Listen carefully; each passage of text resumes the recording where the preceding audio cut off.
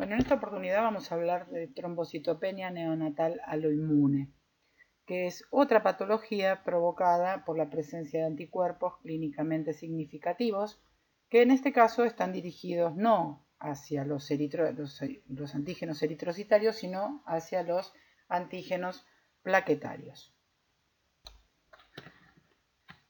La destrucción de plaquetas mediada por anticuerpos dirigidos hacia distintas estructuras conforman las llamadas trombocitopenias inmunes. Estos antígenos hacia los cuales están dirigidos los anticuerpos que provocan la patología pueden ser autoantígenos, o sea, glicoproteínas en la membrana, que generalmente es el complejo 2B3A, que en este caso es lo que produce es la púrpura trombocitopénica autoinmune o púrpura trombocitopénica idiopática. Y los aloantígenos, que son estructuras polimórficas e inmunogénicas en la superficie externa de la membrana de la plaqueta. ¿Quiénes son o cuáles son los aloantígenos plaquetarios o qué son? Son estructuras genéticamente determinadas que están localizadas tanto en las proteínas como en las glicoproteínas de la membrana plaquetaria, que pueden esos antígenos cuando se exponen a una persona carente de alguno de esos antígenos, es expuesta a plaquetas que los portan, son capaces de aloinmunizarse, y esto ocurre al igual que los anticuerpos antieritrocitarios en el embarazo, en las transfusiones o en el trasplante. Y el estudio de los antígenos y los anticuerpos tiene importancia tanto diagnóstica como pronóstica y terapéutica en los cuadros clínicos asociados a esa aloinmunización plaquetaria. ¿Cuáles son los cuadros clínicos que se asocian a la aloinmunización hacia antígenos plaquetarios específicos? La trombocitopenia neonatal aloinmune, la púrpura posttransfusional y la trombocitopenia pasiva posttransfusional. Y también existen cuadros clínicos asociados a la aloinmunización hacia antígenos plaquetarios no específicos, y estas se engloban en la patología que se llama refractariedad a la transfusión de plaquetas. ¿Cuáles son los antígenos plaquetarios no específicos? Son aquellos que están presentes también en otras células, como pueden ser los antígenos del ABH, del ABO y la sustancia H, el antígeno P, el I, el Lewis y por supuesto los antígenos HLA, que son el complejo mayor de histocompatibilidad humana. Los antígenos plaquetarios específicos están restringidos a la membrana de la plaqueta y de sus precursores, es decir, que los no específicos los encontramos en otras células, mientras que los específicos los encontramos exclusivamente en la membrana de la plaqueta.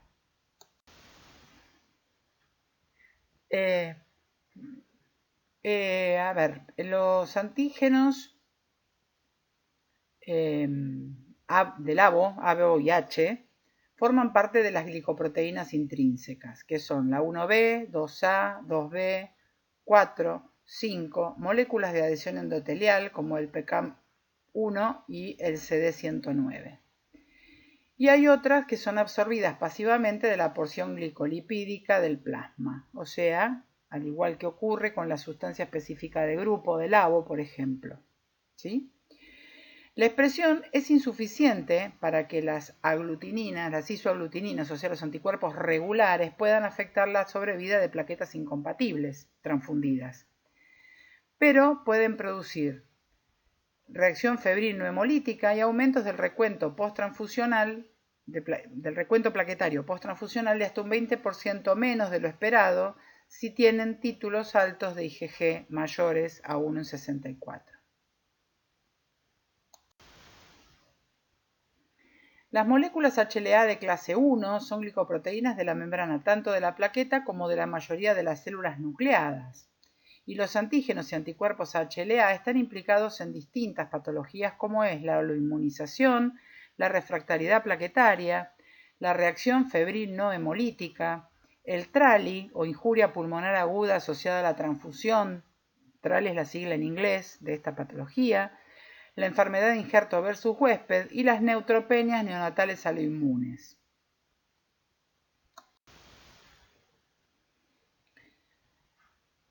Además de los no específicos, tenemos antígenos plaquetarios específicos, que es el llamado sistema HPA, es decir, antígenos plaquetarios humanos. Están localizados en los complejos, la glicoproteína 2B3A, 1B15, 1A, 2A y en el CD109. Estos antígenos de este sistema HPA está compuesto, este sistema, mejor dicho, por 33 alloantígenos plaquetarios específicos que se definen por anticuerpos humanos, que hay 12 que están agrupados en 6 sistemas de pares de antígenos, ¿sí? Y 21 que son de baja frecuencia. Muchos de estos antígenos están en las integrinas involucradas en la interacción célula-célula o célula-matriz. Hay algunos que están asociados a la subunidad beta 3 en la glicoproteína 3A, como son las de células endoteliales de músculo liso o fibroblastos. Hay algunos que están asociados a la subunidad alfa 2 integrina, la glicoproteína 1A, que se encuentra entonces en los linfocitos T activados y en las células endoteliales, y los que son asociados a la CD109 en los linfocitos activados, las células endoteliales, las células tumorales, y así como también asociados a la subunidad alfa 2B y glicoproteína 1B, que son específicos del linaje megacariocítico. Este es un cuadro que nos muestra lo que decíamos recién y en el que podemos ver también que existen, por supuesto, como en el resto de los antígenos, ya sea de glóbulo rojo de las plaquetas o los HLA, diferencias relacionadas con la etnia. Y como dijimos, existen 1, 2, 3, 4, 5, 6 pares de antígenos que son expresiones alélicas. Esto es HPA 1A 1B, 2A 2B, 3A 3B, 4A 4B, 5A 5B, 6W y 7W. Como verán, cada uno de estos antígenos está en una glicoproteína determinada de la membrana plaquetaria y existe una diferencia en algunos poco significativa, mientras que en otros sí es más significativa, pero existen diferencias entre las diferentes etnias. Aquí hay otra serie de los otros antígenos, ¿sí? Completando entonces los 33 antígenos presentes en la membrana plaquetaria específicos de este sistema HPA, o sea, antígenos plaquetarios humanos.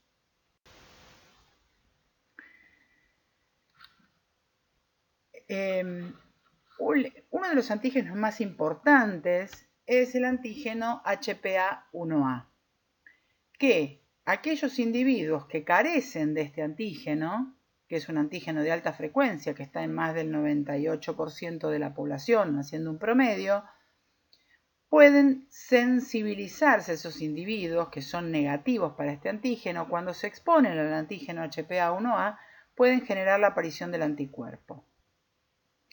Y existe un control genético de esta inmunización al HPA-1A que está restringido por la molécula HLA de tipo 2, HLA-DR W52A, en un tercio de las personas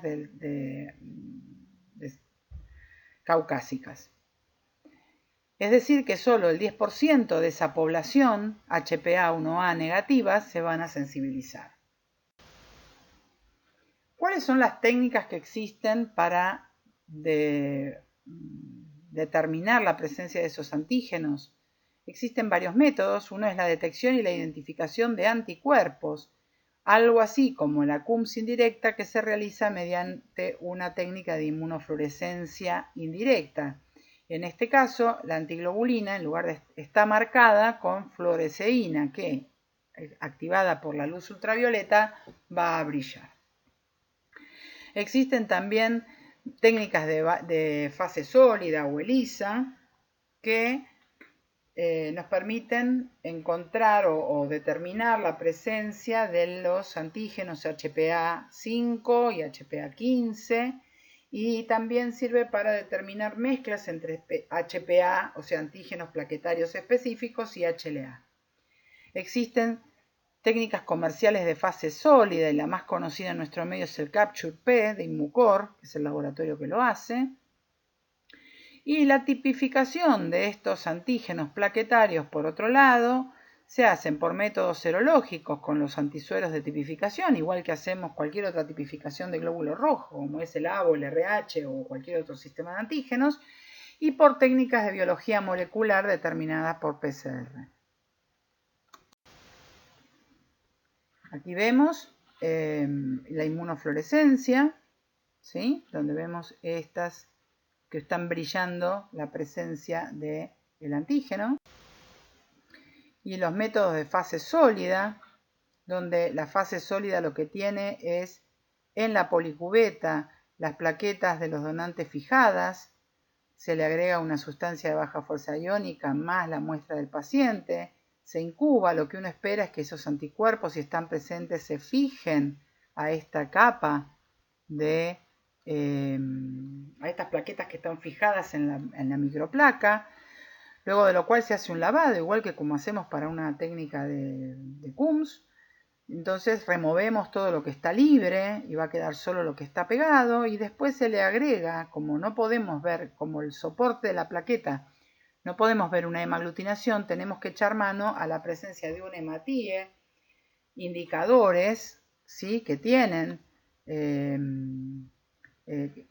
entonces estos anticuerpos que están pegados, cuando nosotros colocamos los hematíes de indicación, van a fijarse en caso de que haya anticuerpos que se hayan adherido a esas plaquetas pegadas en la fase sólida, y los vamos a leer viendo que como una malla extendida en todo el fondo de la cubeta va a ser un positivo, un punto en el medio es un resultado negativo, y por supuesto que va a haber formas intermedias de positividad dependiendo de la cantidad de anticuerpo que se fije a esas plaquetas.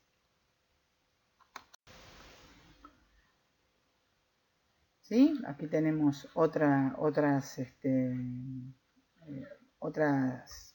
diagramas que nos muestran esta técnica. Lo que se hace es, en lugar de usar una suspensión de glóbulos rojos, se prepara una suspensión de plasma rico en plaquetas, y esto es lo que se va a hacer, a utilizar, ¿sí? Y como decíamos, la tipificación de los antígenos plaquetarios se puede hacer por dos métodos. Uno es el serológico. Cuando hablamos de método serológico, por supuesto, hablamos de métodos donde interviene un antisuero. En este caso pueden ser antisueros policlonales, generalmente, y lo que ocurre es que esos antisueros policlonales, están contaminados con anticuerpos HLA, por lo tanto es difícil tipificar en pacientes, digamos, reactivos monoclonales llegaron muy tarde, y hay un tema que aquel paciente que tenga poco recuento plaquetario, una trombocitopenia, es posible que la tipificación sea muy dificultosa. En cambio, los métodos moleculares no requieren la presencia de plaquetas, es decir, que se puede hacer con un paciente que tenga una trombocitopenia extrema, puede también tipificarse los antígenos plaquetarios, porque lo que se utiliza es el ADN de las células nucleadas, del pelo, el líquido amniótico, el suero materno, etc. Donde hay un laboratorio de biología molecular instalado, es relativamente rápida y sencilla la técnica de tipificación antigénica. Vamos a hablar ahora específicamente de la trombocitopenia aloinmune neonatal. ¿Cómo vamos a definir la trombocitopenia neonatal aloinmune? Como una afección aloinmune que se produce como consecuencia de la destrucción de las plaquetas del feto y del recién nacido, inducidos por la presencia de anticuerpos antiplaquetarios en el suero materno, dirigido contra antígenos plaquetarios específicos presentes en las plaquetas del feto y del recién nacido, cuyos antígenos han sido heredados del padre. Es decir, que esto es la expresión en las plaquetas, así como la enfermedad hemolítica feto-neonatal lo es para los glóbulos rojos. La diferencia es cuál es el componente celular que es atacado.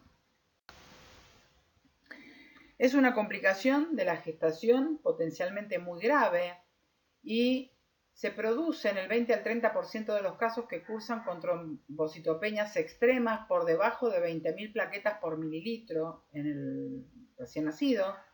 Produce hemorragia intracraneal en el feto y en el recién nacido, y esto puede provocar la muerte o la presencia de secuelas neurológicas irreversibles. La trombocitopenia aloinmune neonatal es una citopenia aloinmune que tiene muchas similitudes con la enfermedad hemolítica feto-neonatal por incompatibilidad RHD. El 30% de los casos, la sensibilización se produce en el primer embarazo, no por la presencia de anticuerpos preformados, sino por los anticuerpos que aparecen en este embarazo, en el primero. Las causas en el 75% de los casos, el anticuerpo que está involucrado es el anti-HPA1A. Y esto se produce en aquellas mujeres que son HPA1B1B, es decir, que son negativas para el HPA1A. Y la prevalencia de aparición de esta situación es de aproximadamente 1 cada 1000 nacimientos. El 10% de todas las mujeres HPA1B1B se inmunizan durante el embarazo de un feto HPA1A positivo. Es decir que, si bien la incompatibilidad, la prevalencia es alta, las mujeres que se sensibilizan no son tantas. Se sabe que la aparición de los anticuerpos hacia los antígenos plaquetarios, en este caso el HPA1A, es una inmunización que está ligada a la expresión de moléculas HLA de clase 2 de RB3. Aproximadamente en nuestra población el 3% es HPA1A negativo. Y esto quiere decir que, de esa población, de ese 3% de mujeres que son HPA1A negativo, el 30% que tienen la molécula HLA de RB3 son las que se van a inmunizar durante el embarazo de un feto HPA1A positivo.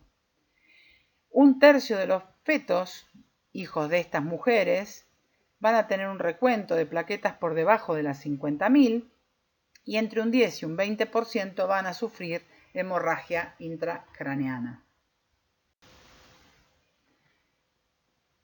Entre un 10 y un 15% de los anticuerpos que están involucrados en esta forma, en el LATAN, se encuentran los anticuerpos HPA5B, que a diferencia del anterior producen una trombocitopenia moderada, que tiene menor repercusión clínica, porque los antígenos están ubicados en la glicoproteína 1A, que tiene una menor densidad que la 2B3A, que es la que tiene el HPA1A. Mucho más infrecuentes son estos anticuerpos que están acá, el 1B, 5A, 2, 3, 4 o 15. El HPA3 son infrecuentes, pero muestran características similares a los HPA1A. El HPA4B se ve en Japón.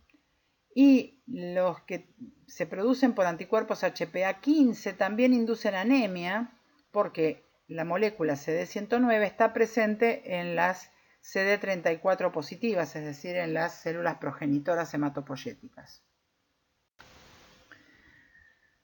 ¿Cómo se arriba al diagnóstico? El diagnóstico es clínico en principio, porque vamos a tener un recién nacido sano que va a tener diátesis hemorrágica al nacer o a las pocas horas después. ¿Qué es la diátesis hemorrágica? La aparición de alguna forma de hemorragia, petequias, hematomas, ¿sí? También puede ser asintomático y que esto sea un hallazgo de laboratorio. Esta diátesis hemorrágica de la que hablábamos está formada por púrpura cutánea, o sea, petequias o equimosis son moretones, y también puede existir sangrado digestivo, pulmonar, hematuria, hemorragia vítrea o retiniana y hemorragia intracraneana.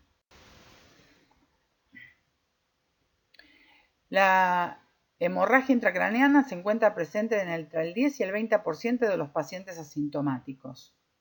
El 90% de las hemorragias intracraneanas se producen por la presencia de anticuerpos HPA1A. El 70% de esas hemorragias se producen intraútero. La mitad antes de la semana 28. Si la hemorragia se produce intracraneana más del 30% de mortalidad, cuando ocurre la hemorragia intracraneana, va a producir más del 30% de mortalidad y el 50% puede tener secuelas neurológicas graves. Cuando tenemos un neonato sano, un feto, tiene un recuento de plaquetas por arriba de las 150.000 desde el segundo trimestre del embarazo. Entre el 1 y 4% de todos los recién nacidos a término van a tener un recuento por debajo de 150.000. El 3 por 1000 va a tener un recuento por debajo de las 50.000, que son las formas severas, y la causa más frecuente de la trombocitopenia en estos casos, en neonatos sanos, es la trombocitopenia aloinmune neonatal. ¿Qué quiero decir con esto? Que es una patología que está subdiagnosticada y que es importante que ustedes la conozcan para entender que si nos están pidiendo plaquetas de neonatología para un recién nacido, debemos saber si es un recién nacido de término, si es un recién nacido sano, si es un recién nacido con alguna patología asociada, una sepsis o alguna otra cosa. ¿Por qué? Porque la indicación de transfusión, como vamos a ver, es diferente. No la indicación, sino qué producto vamos a ofertarle a ese neonato. Si hablamos de la unidad de cuidados intensivos neonatales, el 25% de los neonatos, o sea, 1 de cada 4 neonatos admitidos en una unidad de cuidado intensivo neonatal, va a tener un recuento de menos de 150.000. Y el 50% se va a dar en neonatos pretérmino. Y hay más de un 20% pueden tener formas severas con recuentos de menos de 50.000 en pacientes complicados. ¿Cuáles son las causas de trombocitopenia en general? No en la TAN, en general. Como siempre, podemos tener un aumento en la destrucción o una disminución en la producción, una dilución o que se distribuyan anormalmente. ¿Cuándo se aumenta la destrucción? Por el consumo. ¿Qué es lo que consume plaquetas? La fiebre, las infecciones, el sangrado, son causas de consumo de plaquetas. La otra causa del aumento de la destrucción es la aparición de un anticuerpo que, por supuesto, lise esas plaquetas y destruya, entonces disminuya el recuento. La otra causa de trombocitopenia es que haya una médula ósea que no tenga una producción adecuada, ¿sí? Que tenga una disminución en la producción. Y esto puede darse en aquellos casos en los cuales haya una megacariocitopoiesis alterada asociada a la insuficiencia placentaria o a la hipoxia fetal, la falta de oxígeno, ¿sí? Ya sea porque la placenta no es insuficiente o alguna otra causa de hipoxia fetal, puede producir una disminución de la producción de plaquetas. La otra causa de trombocitopenia es una dilución secundaria. Por ejemplo, un paciente que está teniendo un sangrado masivo, puede ser que nosotros lo reanimamos con fluidos y lo reanimamos con glóbulos rojos o con plasma y no le estamos aportando plaquetas, entonces esa dilución, ¿sí?, secundaria al aumento del pasaje de fluidos carentes de plaquetas hace que haya una trombocitopenia relativa. Y la otra son algunos estados donde hay un bazo hipercaptante, por ejemplo, o sea, un hiperesplenismo que pueda distribuir anormalmente las plaquetas, es decir, que las capture dentro del vaso. Los anticuerpos contra los antígenos plaquetarios específicos, como hemos dicho, pueden causar la trombocitopenia aloinmune neonatal, la inmunorefractariedad plaquetaria o la púrpura posttransfusional. Las trombocitopenias inmunes en el neonato pueden ser secundarias a una trombocitopénica idiopática en la madre, es decir, la madre tiene un autoanticuerpo dirigido contra sus propias plaquetas que, como es de tipo IgG, es capaz de atravesar la placenta, llegar a las plaquetas fetales y destruirlas también. O puede ser un proceso aloinmune como es la trombocitopenia neonatal aloinmune. ¿Cómo es la trombocitopenia secundaria a la PTI materna? ¿Qué vamos a encontrar? Nos vamos a encontrar que entre un 7 y un 10% de los casos van a tener esos bebés trombocitopenias moderadas a severas. Generalmente aparece a partir de la semana 20. Producen entre 1 y un 3% de hemorragia intracraneal y en general empeora durante los primeros días de vida, postnatales. El tratamiento en estos casos es la administración de gamma-globulina endovenosa en altas dosis para evitar la destrucción de la plaqueta. Y hablando ahora sí de la trombocitopenia aloinmune neonatal, esta es la causa más frecuente de trombocitopenia neonatal, como hemos dicho, con una incidencia de 1 cada 1000 nacidos. El 20% de todas las trombocitopenias se deben a la aloinmune neonatal. 1 de cada 350 embarazos puede ser una paciente HPA-1A negativa y 1 de cada 2000 nacidos vivos puede tener una trombocitopenia severa asociada a estos anticuerpos. Entre el 14 y el 50% van a ser hemorragias intracraneales intraútero. Hay un 30% de probabilidad de muerte. Un 50% puede tener secuelas severas como la disfunción motora, la ceguera, el retardo mental. Un altísimo porcentaje va a ser petequias y púrpuras, esto es moretones, petequias que son unas pequeñas marcas rojas en la piel, y la púrpura que también es una mancha roja un poco más grande que la petequia. Y hay, como dijimos, entre un 10 y un 15% de los casos que no tiene síntomas hemorrágicos. Como dijimos, ¿cómo se inmuniza una mujer? Bueno, se inmuniza por una transfusión o durante el embarazo. Y durante el embarazo puede ocurrir que esta vez, que es la primera vez que la mujer se enfrenta a esos antígenos plaquetarios que no conoce, sea esta vez el pasaje de las plaquetas fetales durante este embarazo a partir de la semana 14 va a estimular la formación de anticuerpos IgG específicos que son capaces de atravesar la placenta y ahora ir a su órgano blanco y destruir las plaquetas fetales. Así como vimos que hay antígenos que son más inmunogénicos que otros en los antígenos de glóbulos rojos, lo mismo ocurre con la inmunogenicidad de los antígenos plaquetarios específicos. Esto es que el más inmunogénico de todos es el antígeno HPA1A, le sigue el HPA5B, pero con una diferencia importante, un 78% HPA1A, un 18% 5B, y todo el resto de las otras especificidades, todas juntas, importan en un 4%.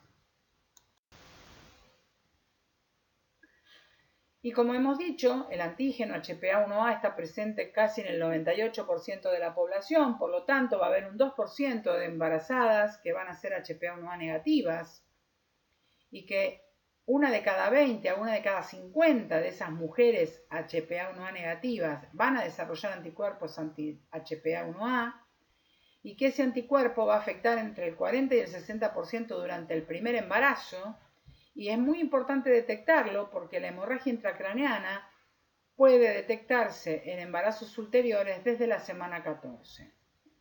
Esto habla de que la gravedad aumenta con las gestas. Lo mismo que pasa con la gravedad de la enfermedad hemolítica por anti-D. La inmunización 5B, que como dijimos es menor, la probabilidad de sensibilización es menor, solamente un 30% afecta en el primer embarazo, es menos severa desde el punto de vista clínico, produce mucha menos hemorragia intracraneal, tiene una mortalidad 10 veces menor a la anterior, por la debida al otro anticuerpo, y en general la mitad de de las trombocitopeñas asociadas al anticuerpo HPA5B se diagnostican después de 3 o más embarazos, mientras que las HPA1A generalmente se diagnostican en el primer embarazo. Hay que tener en cuenta que la inmunización HLA también se produce en las embarazadas. Entre un 15 y un 30% de ellas desarrollan anticuerpos anti-HLA, que es algo parecido a lo que pasa con la incompatibilidad ABO. ¿Cómo se diagnostica la trombocitopenia loinmune neonatal? En realidad es un diagnóstico de exclusión que se debe sospechar en todo aquel neonato que tenga una trombocitopenia inexplicada y aislada al nacimiento, cuya madre tenga un recuento plaquetario normal. Y en general, las plaquetas están disminuidas en el hemograma dentro de las 48 horas de vida. Una vez que tenemos la sospecha diagnóstica, tenemos que investigar a los anticuerpos plaquetarios en el suelo de la madre, así como también autoanticuerpos y anticuerpos HLA de clase 1 también en el suelo materno. El diagnóstico de certeza es la genotipificación HPA de la madre, el padre y el recién nacido, donde podemos ahí sí demostrar la presencia de antígenos en el feto y en el recién nacido y en el padre, ausentes en la madre. Y lo que tenemos que hacer también es ABO en la madre, el padre y en el recién nacido. ¿Cómo se trata la trombocitopenia loinmune neonatal? Bueno, con gamma-globulina endovenosa. De la misma manera que se trata la enfermedad hemolítica feto-neonatal. ¿Cómo actúa? Recordamos cómo actúa la gamma-globulina endovenosa. La gamma-globulina endovenosa en altas dosis lo que hace es bloquear los receptores FC del sistema retículo endotelial neonatal y de esa manera, por más que la plaqueta esté opsonizada, no es removida de la circulación y en general la dosis se da a razón de 1 gramo kilo día dividido en 2 tomas, en 2 días, en 2 infusiones, perdón, o en 5 días. La dosis total es exactamente la misma. Si la trombocitopenia es muy severa, por menos de 30.000 plaquetas, tal vez sea necesario transfundir al paciente, al recién nacido. Y en este caso, para transfundir ese recién nacido, vamos a tener que usar plaquetas compatibles con el suero de la madre. Para lo cual tenemos que hacer el diagnóstico de que hacia qué anticuerpo está dirigido hacia qué antígeno está dirigido ese anticuerpo antiplaquetario. Si no podemos hacer el diagnóstico y tenemos la sospecha clínica, lo que podemos hacer si necesitamos transfundirla es utilizar plaquetas de la madre. Esas plaquetas tienen que ser lavadas o desplasmatizadas y tenemos que tener en cuenta que esta transfusión se va a hacer en aquellos pacientes que tengan un recuento menor a 30.000 por milímetro cúbico o si tiene signos de hemorragia intracraneana tenemos que aumentar ese umbral de transfusión a menos de 50.000. ¿Podemos hacer tratamiento prenatal de la trombocitopenia loinmune neonatal? Sí, por supuesto, al igual que hacemos tratamiento prenatal de la enfermedad hemolítica por anti-D. Y esto es el uso también de gamma-globulina endovenosa en altas dosis en la madre, con un inicio temprano en la gesta, a partir de la semana 12 o 14, porque como vimos, a partir de la semana 14 puede haber hemorragia intracraneana. Entonces el uso de la gamma-globulina va a evitar que el anticuerpo atraviese la placenta. Podemos darle corticoides a la madre para frenar la producción del anticuerpo. Podemos hacer transfusiones intrauterinas de plaquetas compatibles. Y podemos administrar también gamma-globulina endovenosa intraútero. Como dijimos, el mecanismo de acción de la gamma-globulina propuestos son 2. Uno es la regulación, la down regulation en la producción de anticuerpos maternos por el fenómeno de idiotipo-antibiotipo, una forma de frenar la respuesta inmune de la madre y bajar el título de anticuerpos. Y la otra es el bloqueo de los receptores tanto fetales como placentarios. Y acá hay un cuadro donde nos muestra las similitudes que existen entre la enfermedad hemolítica feto-neonatal y la trombocitopenia loinmune neonatal, donde vamos a tipificar en la madre, en las células sanguíneas, en el caso de la enfermedad hemolítica, la presencia del antígeno D o de otros antígenos si correspondiese, mientras que en la trombocitopenia inmune vamos a tipificar para la presencia de antígeno HPA1A y 5B, que son los más frecuentes, y la idea es determinar si las células maternas tienen el antígeno más frecuentemente implicado. O sea, si la madre es HPA1A negativa, tenemos que esperar que probablemente esa mujer sabemos que puede ser pasible de desarrollar ese feto una trombocitopenia inmune.